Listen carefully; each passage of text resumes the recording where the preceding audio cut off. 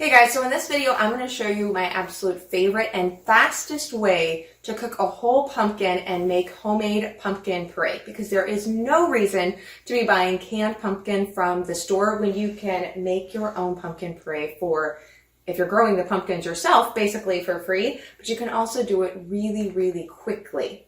So you're going to need to do it the fast way, and I tend to think that this is the easiest way, is using an Instapot. Now, if you don't have an Instapot, you can try it in a slow cooker. It's going to take you a lot longer, or you can use the oven and you can bake it that way whole. But if you've got the Instapot, it is by far the fastest way and the less hands-on time that I have found. It's the only way I really cook my pumpkin anymore, to make up that puree for all our fabulous baked goods. So you are going to want to use the trivet because it's going to be very soft when it's fully cooked, and it's hard to pull it out whole if you're just going to try to reach in there, plus it's hot. So putting the trivet in is key. And then we're going to add 1 cup of water. Now, obviously, you need to pick a pumpkin that's going to fit inside of your Instapot, and the best pumpkin puree really comes from the sweeter, the sugar pie pumpkins and pie pumpkins, rather than the big jack-o'-lantern ones, which would not fit in an Instapot anyways. So I just gave this one a quick rinse. It's been cured and in the house for a few weeks now since we took it off of the vine. So just go ahead and, set it in there and make sure. It really doesn't matter if the stem's on there or not, unless you can't get your lid close. So I'm going to take the stem off here because with the trivet, it's up just enough. I'm not going to be able to close and seal that lid all the way. So we're just going to take that off and then plug it in. Power is a good thing. And after you've measured it, what we want to do so that we don't have it explode and we can let some of the steam escape, kind of the same principle as when you do a baked potato, you always pierce it. We're going to do the same thing with our pumpkin. So just take a nice sharp knife, and you're just going to pierce through that first part of the flesh. So you want to make sure it goes in there and gets past the rind so that that steam can escape. And I usually just do it about 3 or 4 times on a pumpkin of this size. Now we're going to get that back in there. Go ahead and seal your lid.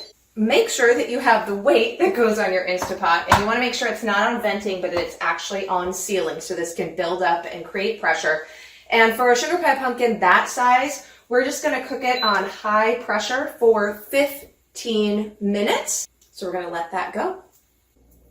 Okay guys, so this is pressure cooked on high pressure for 15 minutes. It just got done. Now, if you're busy doing things, don't worry about doing a manual release. You can totally just let this cool down on its own for a natural release. But if you need to make this up quick and are pressed for time, then it's fine to just go ahead and do a manual release. So I always like to make sure that obviously the steam as it's escaping is not anywhere near my face and not going up into my cupboards as best as possible. So we're just going to put this to the venting. Okay, all of our pressure is released.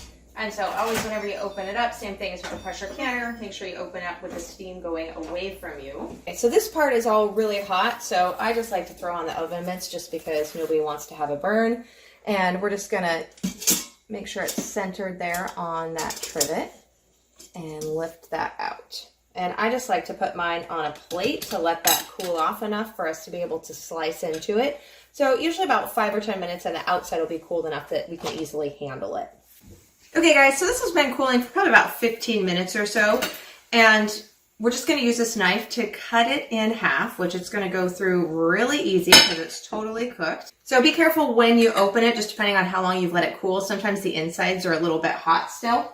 And then I have got my scrap bowl here. We did spaghetti squash actually the exact same way, so you can totally cook your spaghetti squash whole in the Instapot the same way. Works fabulous. We had that for dinner last night. And so you can put this obviously in your compost pile. My chickens adore, and they also say that pumpkin seeds are a great natural dewormer for your poultry. So in this instance, because the seeds have already been cooked, I usually don't save them this way and then go ahead and roast them. I usually do that from a raw state. So we're just going to take a spoon, and like I said, it's already cooked. So the guts of the pumpkin and the seeds come out really easy. Just be careful that it's not too hot still. And then I just take all of this out and I give it to the chickens, and they are happy, happy little campers to get all of this.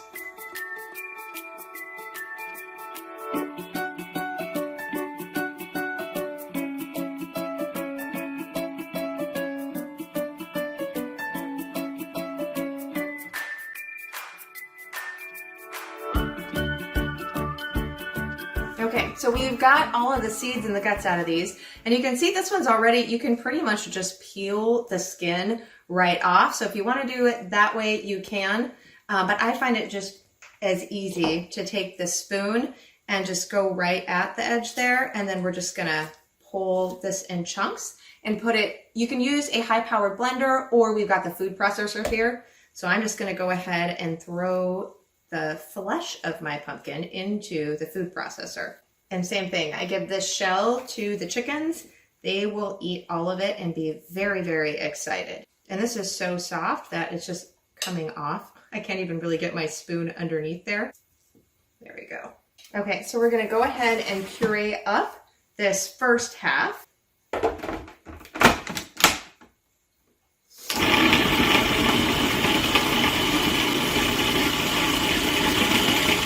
And sometimes you're going to want to add just a small amount of water. I kind of try to pulse it up first just to see, and if it feels like it's not really pureeing up quite well enough, then I add in just a little bit of water. Just going to do about a 1/4 cup there.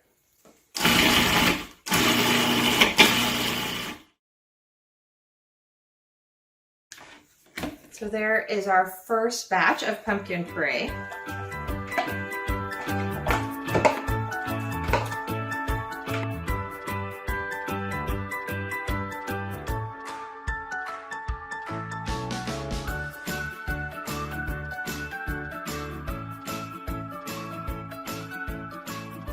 And it definitely purees up easier if you've got it kind of already done in smaller chunks. So you can use a knife if you want to, but really this is so soft that you can just use the side of the spoon and just put this into a little bit smaller sections.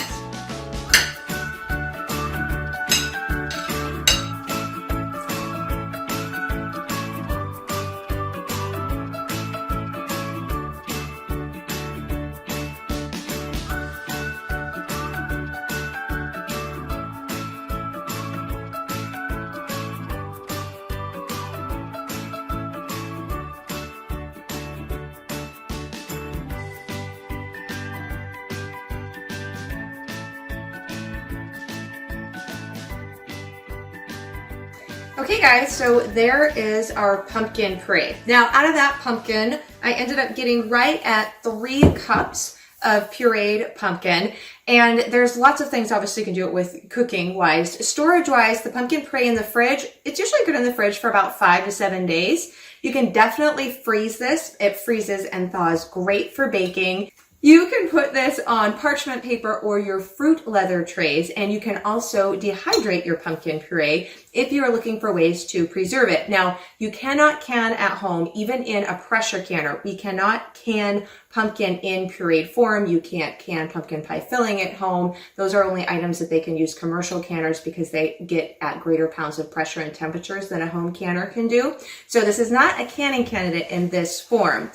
But like I said, you've got those 3 other ways that you can preserve it in the freezer, fridge, and or dehydrate it. And if you're looking for some fabulous pumpkin recipes, of course, pumpkin pie. But really, I'm not a huge fan of pumpkin pie, I'll be honest. But pumpkin roll, I've got my grandma's pumpkin roll, that recipe with the video. If you've never made a pumpkin roll before, like a jelly roll cake, I'll give you that recipe and walk you through that. The link will be below this video. And one of my other favorite things, well, pumpkin cheesecake is definitely a favorite, but using it in place of applesauce or in some of the oils, so you can do pumpkin bread, pumpkin cakes, and I have a old-fashioned pumpkin molasses cookie recipe that is fabulous that you can use some of this pureed pumpkin in.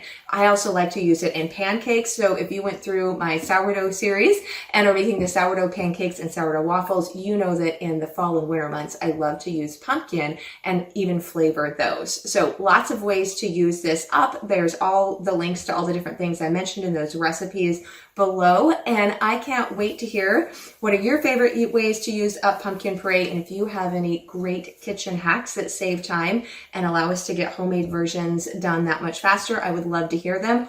Or if you have any questions on different ways and different things you would like to see to learn to make homemade, let me know in the comments below so that I can film those and make future videos for you. So thank you guys so much. If you're not subscribed, make sure you hit subscribe and the bell so that you get notified whenever we release a new video. Okay, I will see you in the next video.